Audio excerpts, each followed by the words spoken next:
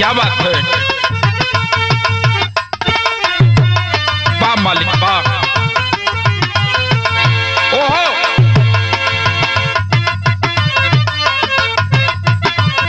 क्या बात है।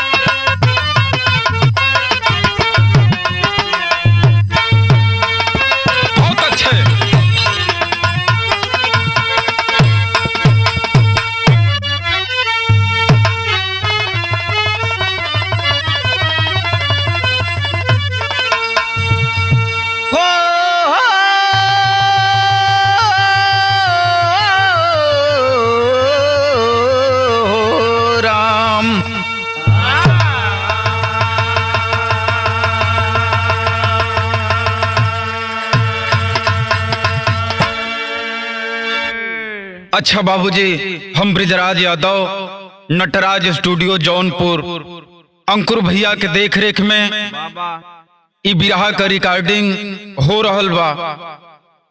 ई बिरहा आप लोगन के बीच में प्रतिज्ञा म्यूजिक के तरफ से जाई। हमके उम्मीद नहीं विश्वास बा कि आप लोगन के जरूर पसंद आई। आशीर्वाद के रूप में आप लोगन के लाइक सब्सक्राइब और कमेंट का इंतजार रही। बहुत बहुत प्रणाम बाटे। बिरहा में भूमिका के लाइन लगल, आओ भैया।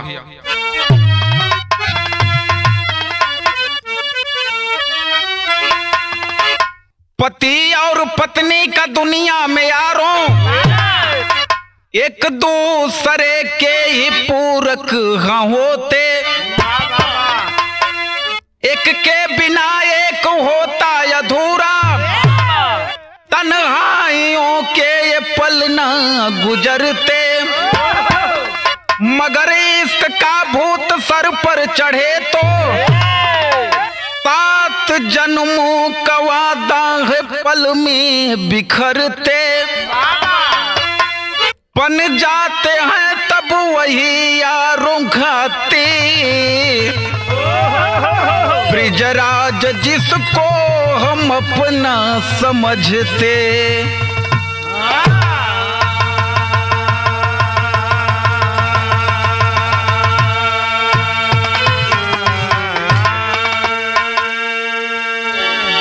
बन जाते हैं तब वही यारों घाते, ब्रिजराज जिसको हम अपना समझते।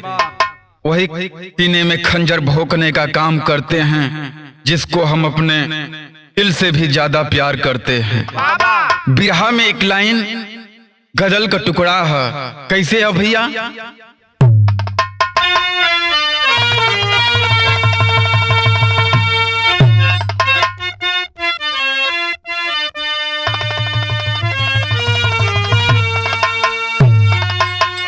अरे खुल के बोल देते हैं,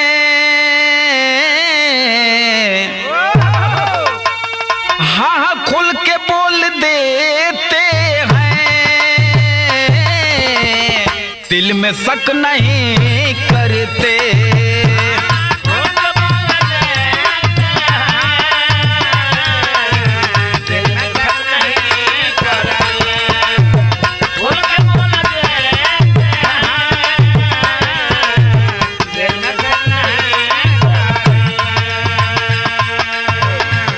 बिरहा में गजल के टुकड़ा रहल है, लेकिन ऐसे सुंदर बात कभी बतावत होन बिरहा में का। कोई क्या बताएगा,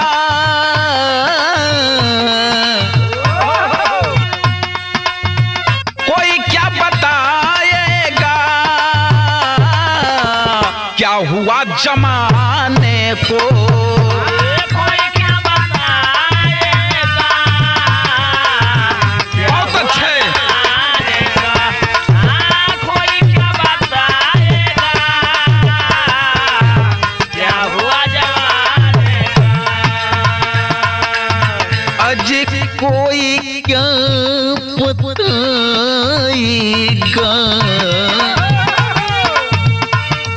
क्या हुआ जमाने को।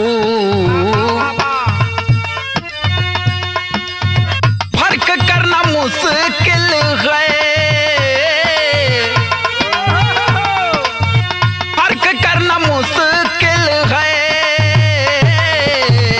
अपने और बेगाने को।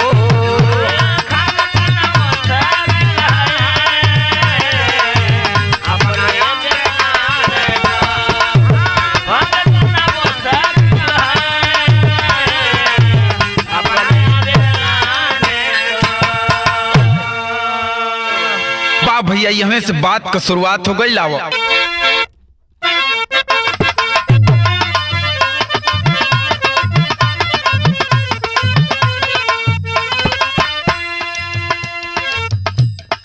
पति और पत्नी का कितना लगाव होता है और कितना प्यार होता है, कवि स्पष्ट करते हैं। पति व पत्नी का दुनिया में ऐसा नाता है, पति व पत्नी का दुनिया में ऐसा नाता है, स्वर्ग में जिसको खुद ही जोड़ते विधाता है। मगर कुछ लोगों ने इसको शर्मसार किया, मगर कुछ लोगों ने इसको शर्मसार किया, अपना बनकर के बेगानों सा व्यवहार किया। प्रांत यूपी में बा फर्रुखाबाद जिलवा हो, चीनी के आइल सामने बलिलवा हो। दिवाकर देवकरण पत्नी मालती देवी हो, दिवाकर देवकरण पत्नी मालती देवी हो, रमा सुरेखा तब जवान भैली बेटी हो। ये बाबू जिला फर्रुखाबाद, फर्रुखाबाद के अंतर्गत एक ठे गांव, जौने गांव का नाम पत्रिका में चीनी बतावल गए। वही चीनी के रहे वाला दिवाकर देवकरण जे सीआरपीएफ का जवान हवन। इनके पत्नी का नाम मालती देवी। रमा और सुरेखा दोनों जवान बेटी है। रमा की शादी झगुआ नगला में रचाए हैं दिनेश फौजी के साथ। जब दिनेश फौजी के साथ शादी रचा दिहलन, बारात निश्चित तिथि पर आइल बा, विदाई भी हो गई, लड़की ससुराल में पहुंचल, तब भैल का तरस लग गई।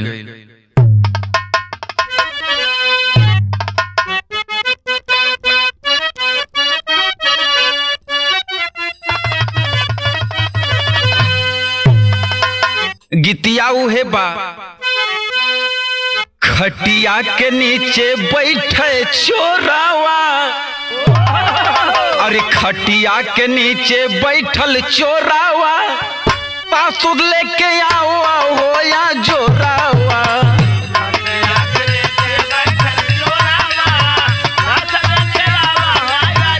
क्या बात है?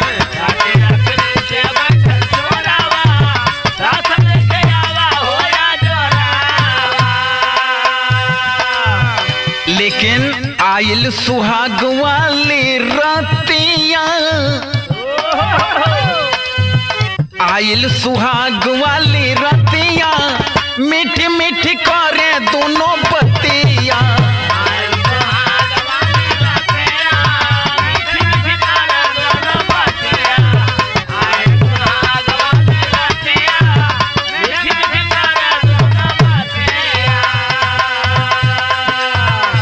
ए भैया सुहाग रात में दुनहुन का मिलन जुलन भय।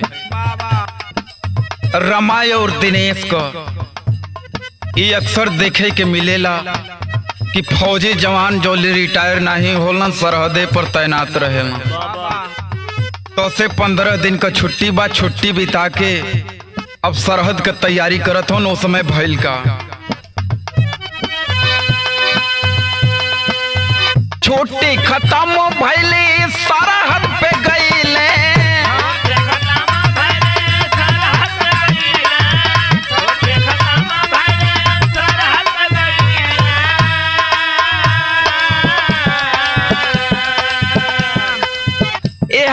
रामा के पाँव भारी भइले,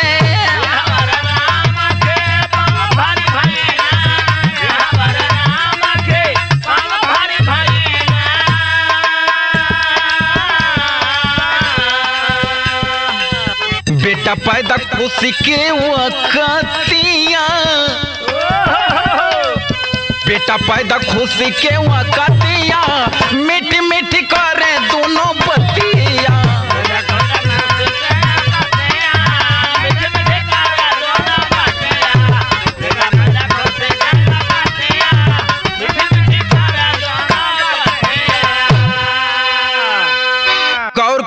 बाबू 15 दिन की रहला में भगवान के कृपा से गर्भ ठहर गई रमा के। धीरे धीरे 9 महीना जब पार भइल, एक ठे स्वस्थ सुंदर बेटा के पैदा कैली है रमा।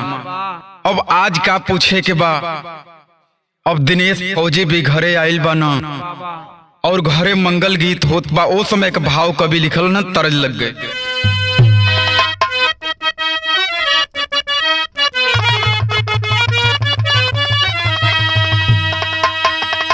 मेहरारू कहल, अरे नई झुलनी की, अरे नई झुलनी की छैया बलम दोपहरिया बिताइला।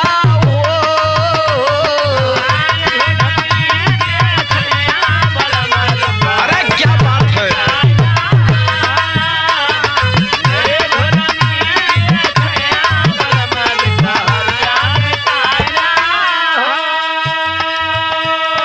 लेकिन खुशिया के अइले लहरिया भवन गूंज गइले तोहरिया।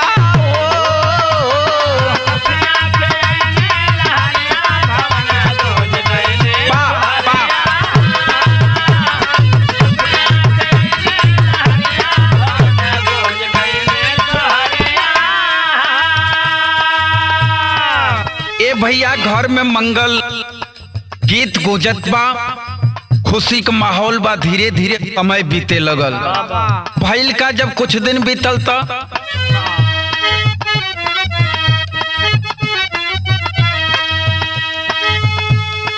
बेटवा के बाद बेटी को दिया में आइली।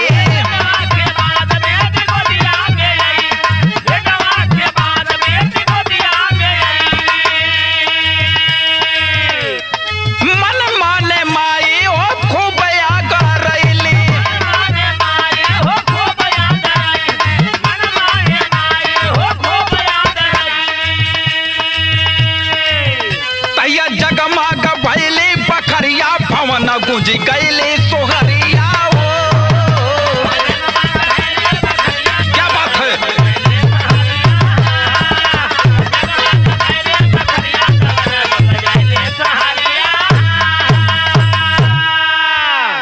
ए भैया बेटा और बेटी घर में किलकारी गुजत बा। ए हवर बीएड तक वह पढ़ी थी रमा, वांट निकला है, फार्म को अप्लाई की है, भर्ती हो गई, शिक्षिका बन गई। और जब शिक्षिका बनी है तो वो टाइम का भाव कभी लिखत हूं, तरज बदल गई।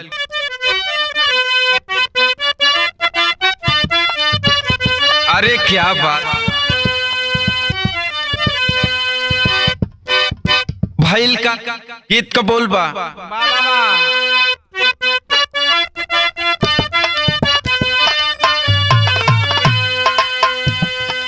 तेना चाल चल बाले बाऊ मरिया,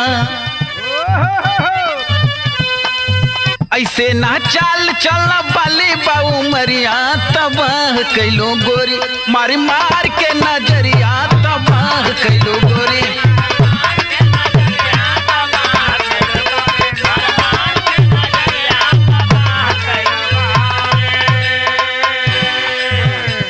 सरहद पर सैया हो या किल रमा भवनवा, जरावेल जवनिया, जरावेल जवनिया, लागे ना कहीं मनवा, जरावेल जवनिया।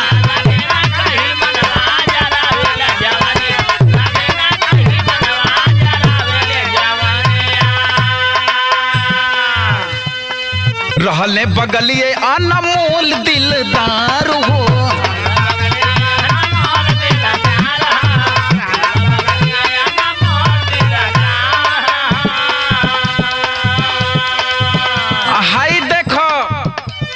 एधीरी हो शिक्षिका बनल बड़ी, उधर सैया दिनेश सरहद पर तैयार हुवन। दूगो लइका भइला के बाद बारे जवानी केहू के पागल बना देले। अब इनके भूत सतावे लगल। बगले के एक ठे अनमोल तयदिए में कहूँ अब इनसे रोहिना गई डोरा डाले लगली। अब वो कुंवार लसरिया गया। भयल का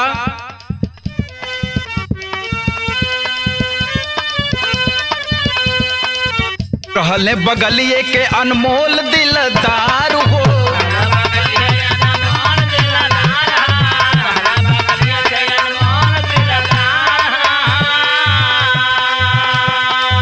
जाल में फंसाई के बनाई लिहली यार हो।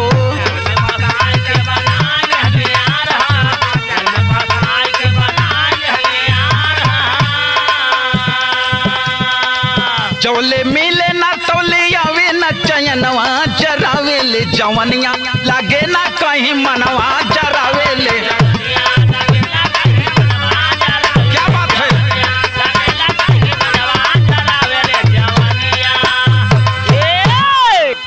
ए भैया लइका धीरे धीरे पिटिया का उम्र 5 साल भइल बा आ लइका का उम्र शिवम का उम्र धीरे धीरे 8 साल भइल बा और बेटी संध्या का उम्र 5 साल भइल बा। अब वो धीरे धीरे जानकार होत हवन भइल का विदेशिया का लाइन।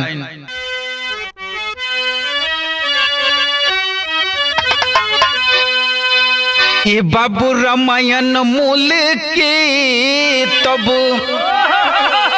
आ बढ़ल मन मनिया हो।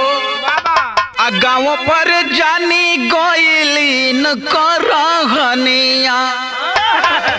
गांव भर में पूरा शोर धीरे धीरे होत बा कि अरे अनमोलवा का देख इत दिन सवा के मेहरुआ के फंसा लेहल। तब का भइल हवर दिनेश लगे आ कैल के हो फोनवा हो। अरे तोहरी रमा के बाटे बिगड़ल कहानिया।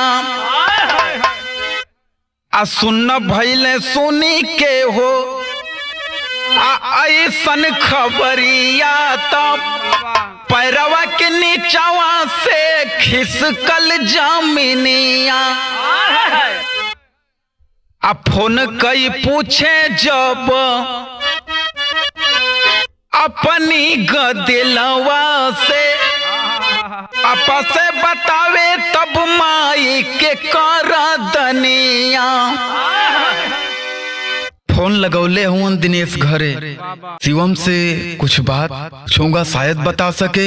ए बाबू शिवम से फोन पर बात करत हुआ। ए बाबू बताओ शिवम घरवा के हुआ के रहे हो लकारी। कलस हाँ पापा जवन वो अनमोल चाचा हुआ ना दिनवा के तू कहत हो रतियो के आके रहना। मम्मी अमन के दूसरे रूम में सुता के उनकी लग में सुते ली। अब बताओ भैया कौन मर्द रही जो ना अगी आ जाए। अब धीरे धीरे पहुंचल अधिकारी के पास। कलश साहब तनी हफ्ता दिन का छुट्टी चाहिए दे दा। ओकरी बात तनी घरे से लौट के चली आई। साहब छुट्टी दिहलन घरे अपनी भाई से खाली भर बतौल न तो लइका से ना तो मेहरारू से केहू से बात नहीं के बतौले कि हम आवत तनी। भइल का सरंगा लगल।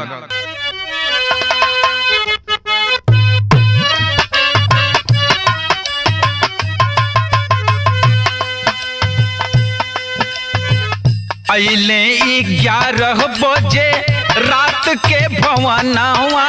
रे रात के भवनवा हो फोनवा करे ले तवनी पार हो। जल्दी दरवाजा आके जल्दी दरवाजा आके खोला तू रानिया। रे खोला तू रानिया हो खड़ा हम पानी दुआर। फोनवा के सुन के कापल रमा के बदनवा तैया। रमा के बदनवा हो रहली लूट तनमूल संग बहार जी। पवली छुपावे के नाम उनके जगहिया हो। उनके जगहिया हो पहरे से ताला दिहली मार जी। तब या के गोरी आयर वड़िया यार खोलली के वड़िया हो पूछे काती वम बहा महाराजी। गौर करेंगे बाबूजी 11 बजे रात को फौजी दिनेश दरवाजे पर धमकता है और फोन करता है। जब 11 बजे राती कई रमा फोन देखली तब तो इनका दिमाग टनटना गए। फोन उठा के तुरंते हेलो हाँ जी का कुल हाल चाल बा। कलस हाल चाल तो कुल बढ़िए बा का करत हो अतः सुतल तयावत दरवाजा खोल का जी हमेशा मजाक करेला का हम दरवाजा खोले कह के अरे आव मौका पर आव तब न बताई। अब तो चौंक गई का जी आ गई का कहे हाँ आव। अब इनके आवत में घर ही में से दुआरी पर 15-20 मिनट लगा। आके खोलत थी दरवाजा कहे कि का कोनो कुंटली हवा बोरा उठावे के रहल का कितना देरी कैलू है।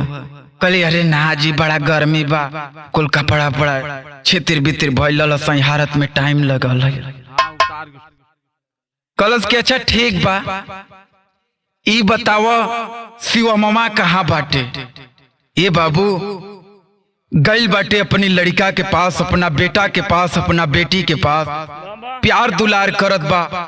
शिवमा जागल बा और शिवमा जाग के कहत बा कि पापा कब अइला है।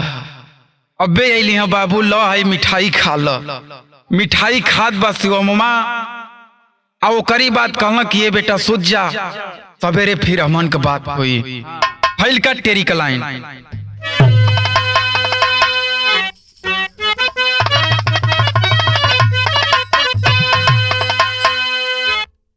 बनावे हनवा पापिन रतिया आइले आज के कैसे आज मराइल मतिया यारे हम मतिया यारे हम आइले आज के कैसे आज मराइल मतिया बनावे खनवा पापिन रतिया।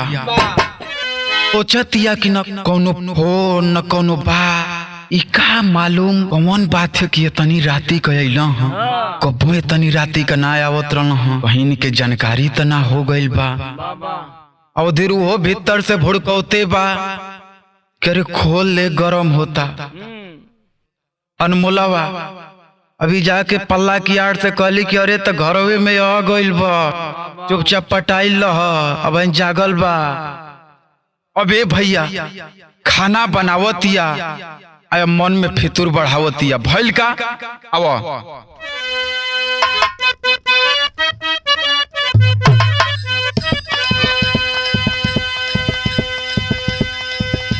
अरे खिला के खाना पापिन तब अरे दिनेश को सुलाई है।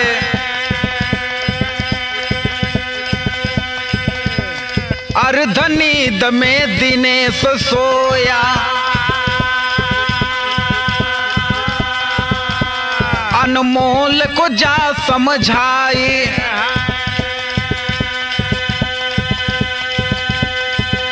अरे जान से इसको खत्म करो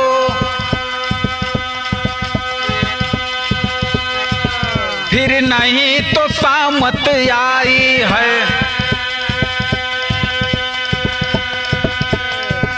अरे काम किए फिर वही है दोनों काम किए फिर वही है दोनों साड़ी से गला दबाई है।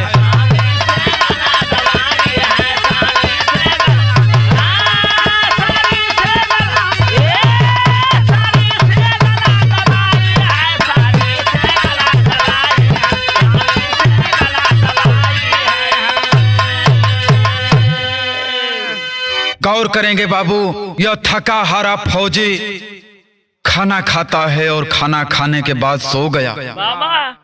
कोई टेंशन नहीं है अब तो मैं अपने घर आ गया हूँ सुबह होगी सारी बातें पूछूंगा लेकिन क्या पता है कि क्या होने वाला है।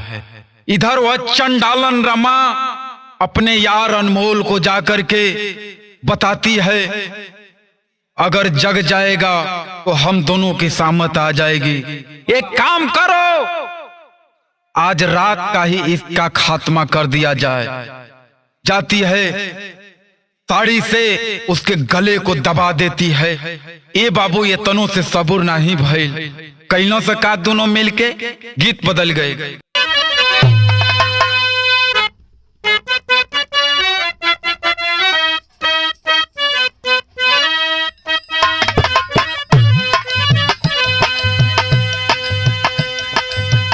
ये बिरहा सुने वाला बाबू भैया लोगन, धुन तो आजकल बड़ी सुनत हुआ, लेकिन हाई बिरहा के भाव के सुनो।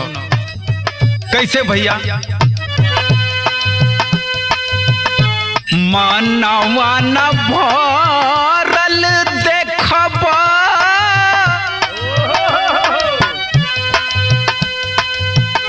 मानवा न भरल देखबा, कसल से नटाइया हो कसैया बनली।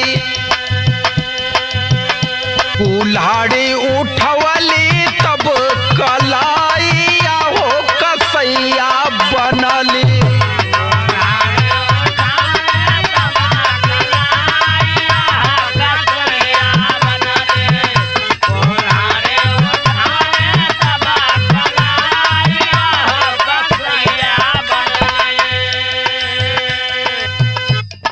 नटई के ये बाबू दोनों ओर से पकड़ के खींच दिया।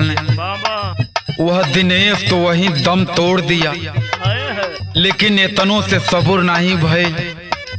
कुल्हाड़ी जौने के देहात में टांगी कहल जाला हो भैया, लेके वो रमा दिनेश के काटे खातिर अनमोल के पकड़ा दियल। कलश की अगर जो बच जाई के वो भर्ती कराते हॉस्पिटल में, अगर जो बच जाए तो हमन का जनवा होती ले। एगो काम कर कि अगर जो डॉक्टर कोनो एक जोड़ल चाहे तो न जोड़ पावे, बोटी बोटी काटने लगे आंगन में ला करके। बाबू कभी जी भाव लिखत हुआ,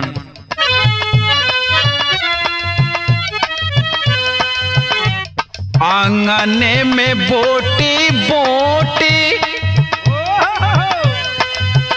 आंगना में बोटी बोटी कटले गतरिया।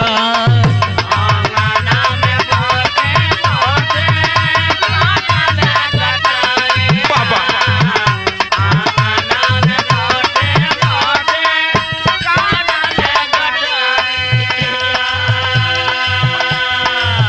बोरावा में भर के धैले घरवा के भीतरिया हो, घरवा के भीतरी।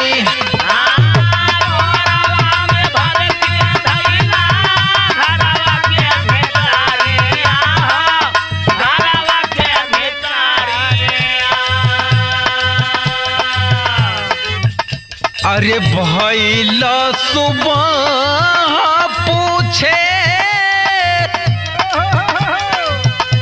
भइल सुबह सेवा पूछे, वही समाइया हो कसैया बनली। बतावेले पापिन कोनो उपाइया हो कसैया बनली।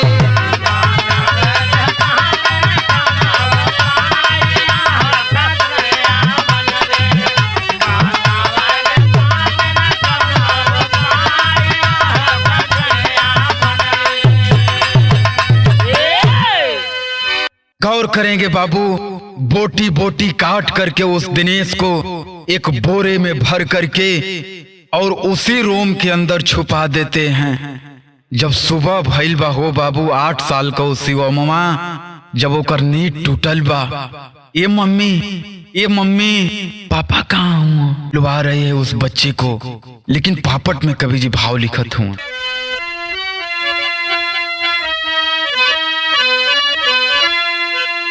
अरे पापा तुहरो आइले ना भवनवा कैसे देखला तुम, लगे कि देखले बाड़ा तू सपनवा कैसे देखला तुम।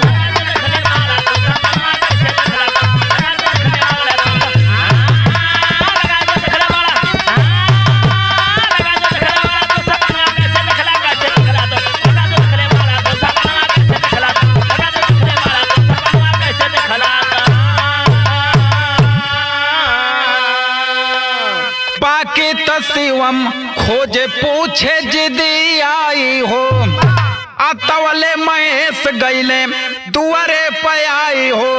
अरे कहे कि कहवा बाड़े मोर बिरनवा कैसे देखला तुम, अरे बाइक से रतिये ले अइले पवनवा कैसे देखला तुम।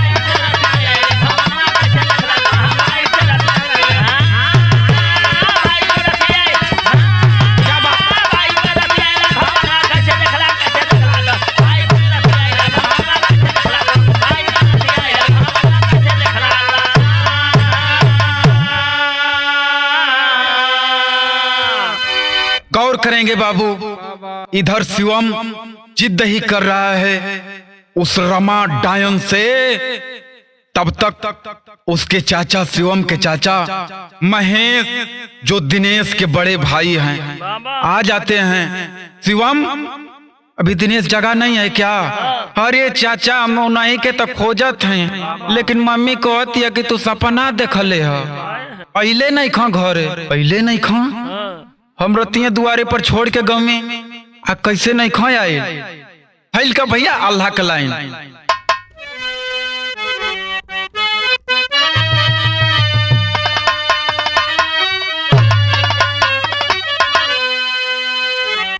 हाय रे समैया जहावा,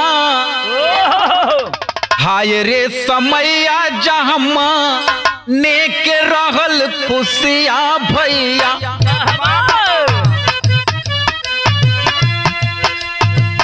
तहवा हो बहे लागल आंसुआ के धार,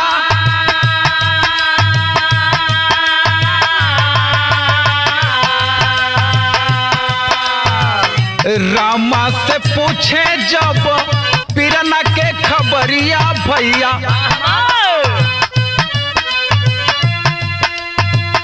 पाकी तक कई दिहली गोरिया नका,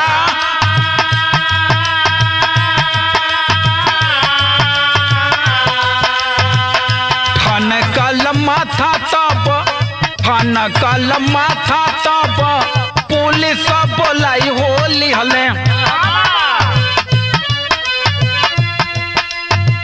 ले के प्रशासन चलल थानावा मझा,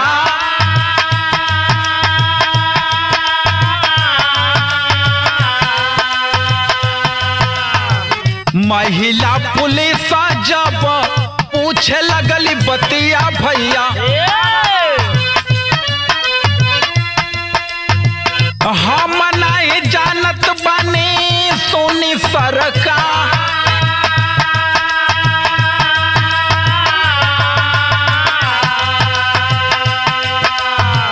अपने तरीका से जब, अपने तरीका से जब पूछली बयानवा दादा, रोई रोई बतिया बतावे तवनी बा।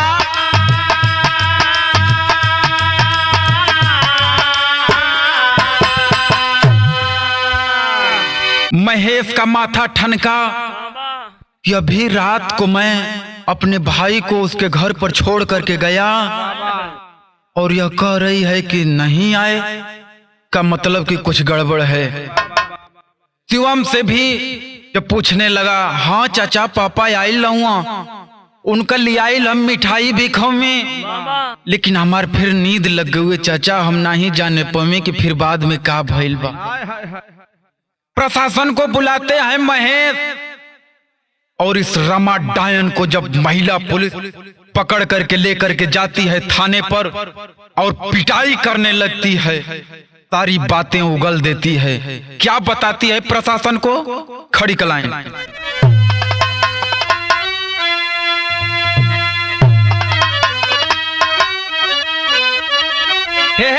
बरामद होती है। यह दोनों लोग रमा और अनमोल जेल के सलाखों में आज भी जिंदगी को जी रहे हैं।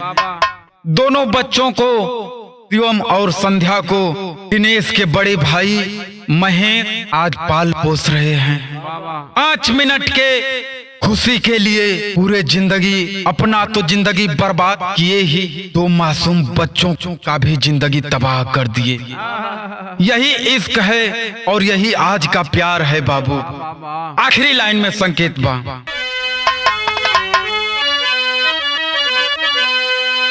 कुसुम पराग स्वामी जद्दू गए स्वर्ग के देव, कहे सुरेंद्र काशी की भोइल बड़ा कले। अरे बनावे खनवा पापिन रतियाम, अरे बनावे खनवा पापिन रतियाम, यादव ब्रिज राज दुखवा में बिहरे।